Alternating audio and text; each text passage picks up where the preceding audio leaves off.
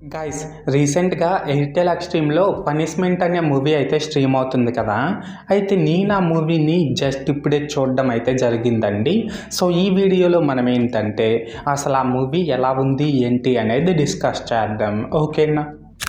అయితే ఇక్కడ first of all ఈ మూవీలో స్పాయిలర్స్ లేకుండా బేసిక్గా స్టోరీ లైన్ ఏంటంటే గైస్, ఒక హ్యాండిక్యాప్డ్ ఫాదర్ ఏమో తన కూతుర్ని ఎలాగైనా ఒక మంచి డాక్టర్ని చెయ్యాలి అని అనుకుంటాడు.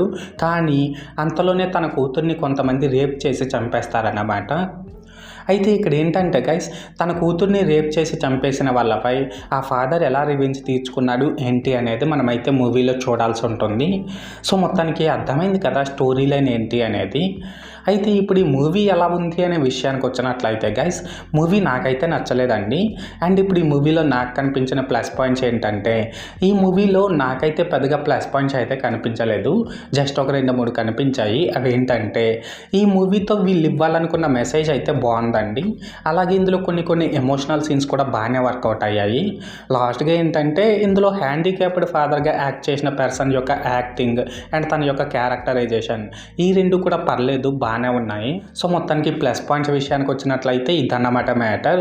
అండ్ ఇప్పుడు ఈ మూవీలో నాకు కనిపించిన మైనస్ పాయింట్స్ ఏంటంటే గైస్, ఈ మూవీలోని స్టోరీనే ఒక రొటీన్ స్టోరీ అన్నమాట.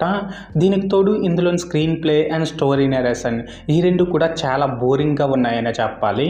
అండ్ ఇక్కడ మెయిన్గా ఏంటంటే గైస్, ఈ మూవీలో హ్యాండిక్యాప్డ్ ఫాదర్గా యాక్ట్ చేసిన పర్సన్ యొక్క యాక్టింగ్ తప్ప మిగతా ఏ ఒక్కరి యాక్టింగు అస్సలేం బాగాలేదన్నమాట. నిజంగా చెప్పుకోవాలనేసి అంటే, ఈ మూవీని చూడాలనే ఇంట్రెస్ట్ని క్రియేట్ చేసే ఒక్క ఇంట్రెస్టింగ్ ఎలిమెంట్ కూడా ఇందులో లేదనే చెప్పాలి.